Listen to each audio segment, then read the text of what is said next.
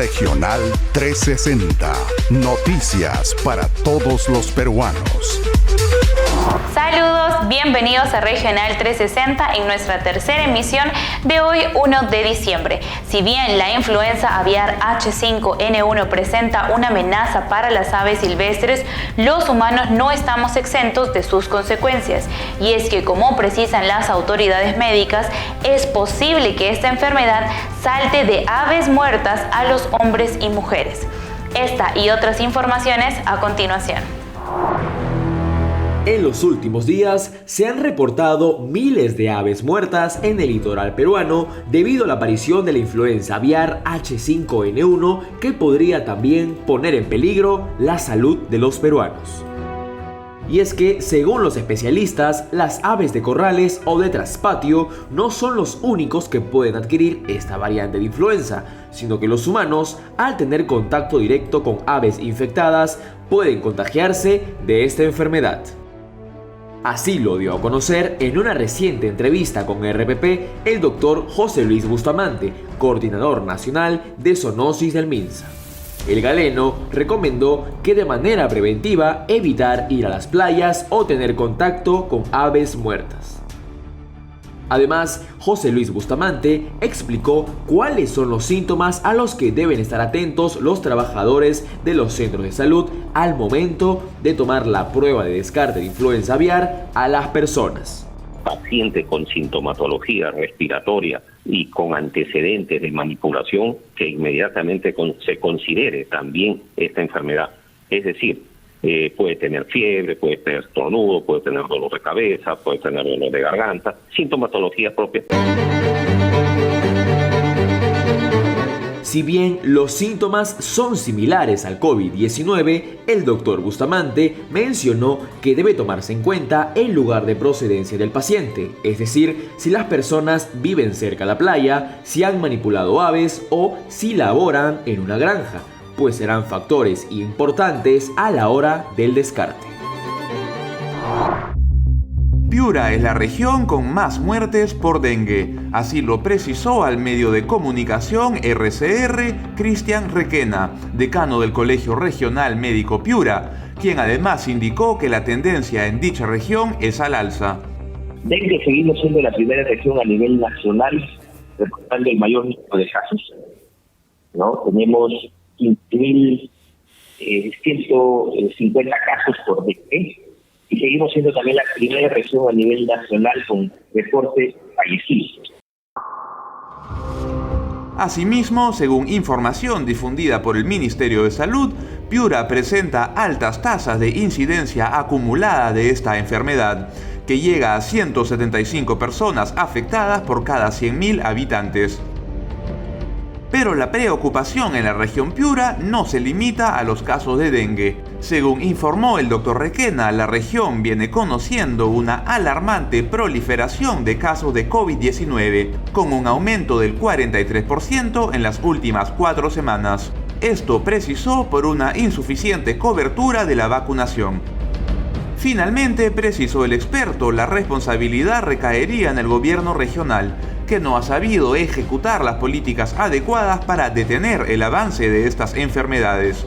Y por si fuera poco, los planes de gobierno de los 2 candidatos que se disputarán la segunda vuelta en Piura no incluyen los enfoques y acciones requeridos por la Política Nacional de Salud dictada por el MINSA, irresponsabilidad que cobra vidas. Regional 360. Noticias para todos los peruanos. Un informe de la Contraloría General de la República revela que los consejos de ministros descentralizados realizados por el gobierno de Castillo registran 2 situaciones contrarias que debieron ser corregidas para asegurar la continuidad del proceso y el logro de los objetivos que tenían.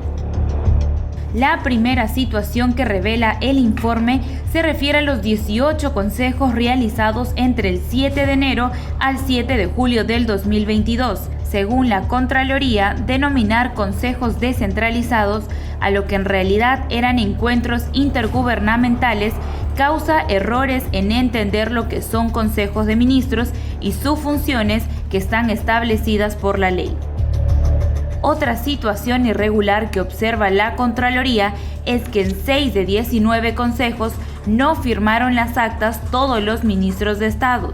Esto hace que el contenido de esos documentos oficiales no tenga valor legal. Aún así, en ellas se hicieron 238 ofrecimientos a la población. En su momento, estas observaciones fueron entregadas al gobierno y se exhortó al titular de la PCM, en ese entonces Aníbal Torres, a que adopte las acciones preventivas y correctivas que correspondían, pero no fueron tomadas en cuenta. Tal vez porque estas reuniones en realidad le servían al gobierno solo para arremeter contra los poderes del Estado, impulsar un cambio de constitución e insistir con un discurso de división. Algo que a todos los peruanos nos ha costado más de 28 millones de soles, que es lo que el gobierno gastó para estos, entre comillas, Consejo de Ministros descentralizados. La noticia que importa en tu región desde Lima y todos los rincones del país. Regional 360.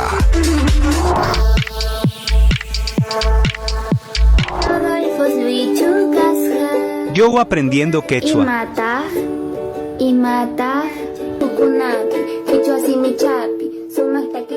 Más de 114.000 seguidores se han convertido a Yanira Hencho en una maestra revelación que nos regala un valioso aprendizaje a través de esta red social, nuestro idioma quechua. ¿Cómo estás, Yanira? Muy buenas tardes. Kuncho y yo feliz de estar en este espacio y gracias por la oportunidad para compartir mi experiencia. ¿Cómo así aprendiste a dominar ambos idiomas? Bien, yo crecí en Santana de Huaycahuacho, que es el lugar donde mi pueblo, ¿no? Y yo me quedé al cuidado de mi abuela. Y ella es la que me enseñó a hablar quechua. No, gracias a ella yo aprendí a hablar quechua, quedándome en el pueblo. Probablemente si me venía con mis padres tal vez no hubiera aprendido. Entonces, desde ahí surge un poco este aprendizaje con el entorno, mis amigos de la infancia, mi propia abuela, las prácticas de la comunidad. Me di cuenta que podía hablar quechua y también castellano a la vez, ¿no? Entonces, bueno, para mí fue algo en ese entonces no tan mal visto, ¿no? Ya después cuando empecé a crecer más, decían que, ¿por qué tenías que haber aprendido quechua? Si vas a la ciudad no hables en quechua, trata de hablar bien el castellano. Cuando llegué allá a la universidad, era y no contar mucho o no hablar mucho sobre mi origen o algo así, pero sentía que sí se habían dado cuenta, ¿no? Porque en algún momento llegaron comentarios discriminatorios, no dentro de la universidad, sino fuera, ¿no? En la calle. Yanira, tú accedes a estos estudios universitarios a través de Pronavec. ¿Cómo así es que logras esta beca?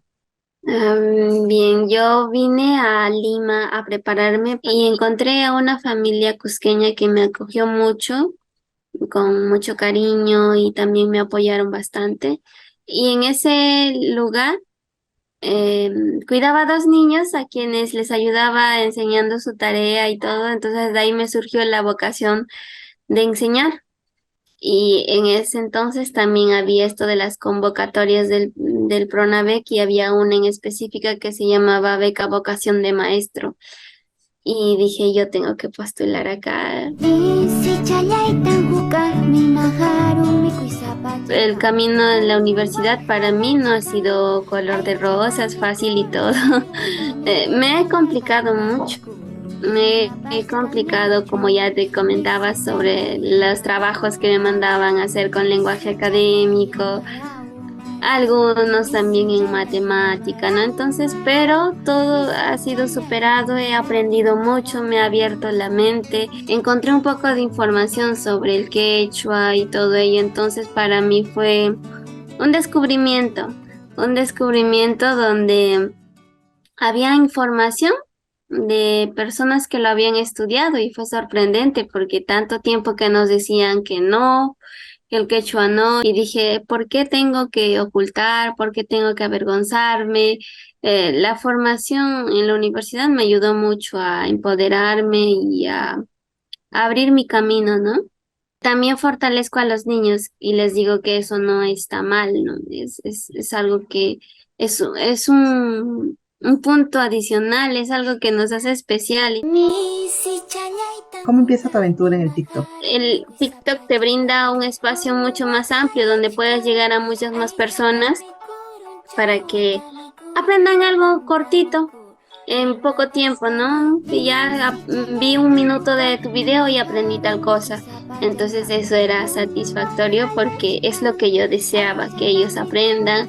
Y no solo ellos, sino los mismos quechohablantes. Ya ahora con participación de los niños, ¿no? Ya estoy con ellos y ellos también mostrando lo que están aprendiendo. Entonces ya no soy solo yo, ya somos los niños y yo compartiendo lo que aprendemos para los demás. ¿Estas composiciones son especiales para los niños, para tu escuela? ¿O son canciones que ya existían y que tú has adaptado para tu sistema de enseñanza? Son adaptaciones. Hay otras que son canciones, recopilaciones de canciones de comunidades. En este caso también lo comparto, ¿no? El toril. Hay otra canción de mi pueblo también que habla sobre la chiririnca, los animalitos, ¿no? Propias de los lugares, ¿no? Y hay otras canciones ya que yo estoy empezando a crear, pero que todavía no le he compartido. ¿Con qué mensaje dejarías en este caso al público que nos sigue? Que todos seamos aliados, que no discriminemos ninguna lengua y que tampoco estemos peleando entre lenguas originarias o pueblos originarios de si mi lengua es mejor o en el mismo quechua, de que si mi quechua es mejor o lo mejor. No, todos necesitamos estar unidos y no hay imposición de una sobre otra.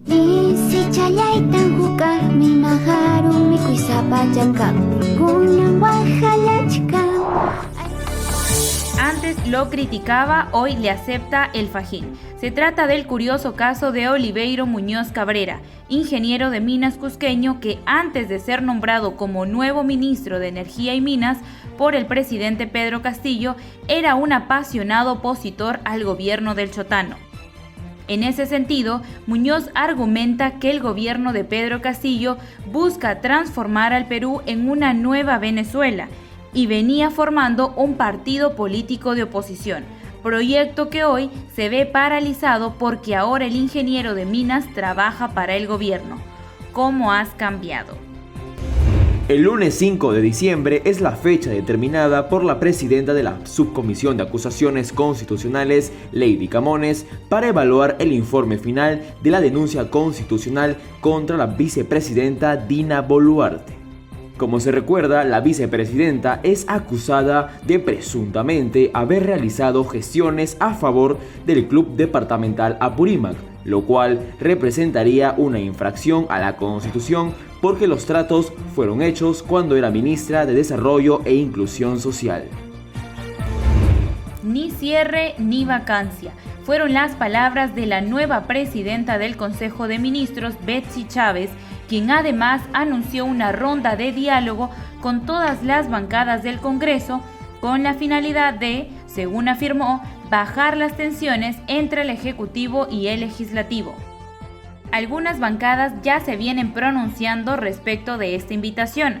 La bancada Cambio Democrático, considerada como cercana al gobierno, ya confirmó su voluntad de reunirse con Chávez, mientras que Alianza para el Progreso aseguró que no aceptará la invitación.